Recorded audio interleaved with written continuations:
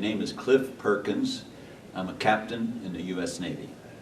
Our initial tour over there, we stopped in Hawaii on the way, just a short. We had Marines aboard at that time that we were transporting from Vietnam, and we went from there to Sasebo, Japan first, because I'd never been to Japan, and then from there to the Philippines, and there it was just picking up additional supplies and stuff like that, and then we left from there and went to Vietnam.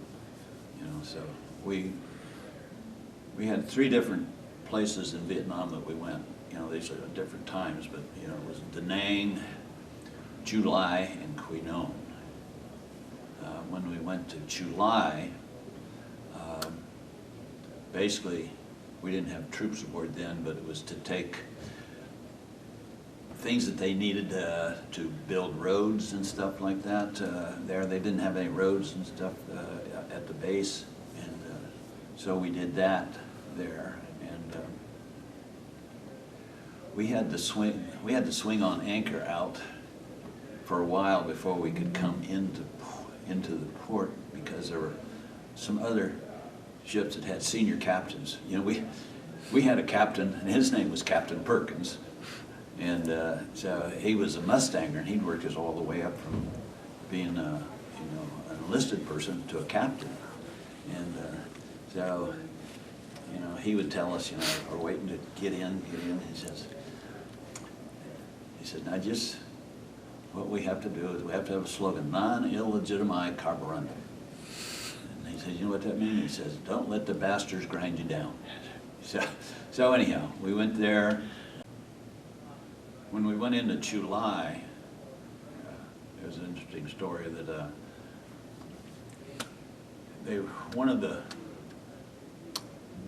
pilots, helicopter pilots, was going to, I think he was flying from Chu Lai, I think, to Da Nang, and he asked me if I would like to fly along with him.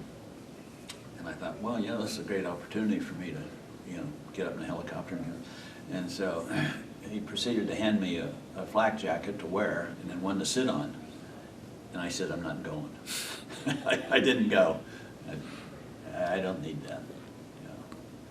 So another time when we were going out to one of the Marine facilities in Da Nang, I had a classmate that was attached to one of the Marine units, and he was there. And so I decided I wanted to go out and see him.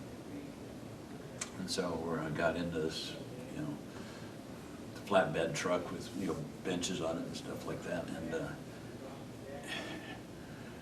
the guy driving it told me, he says, you may not want to sit there. He says, last week somebody was sitting there and got shot. But I still went. I went out, but with a little trepidation. It was a short visit because I had to get back to the ship, but I just, they had a dental facility set up there, to treat the Marines and stuff like that. So I wouldn't say I was any worse, but I wouldn't say it was really any better either. Yeah, I had air conditioning. Well, actually, he was aboard ship when we transported his unit over there. So I had spent time with him there.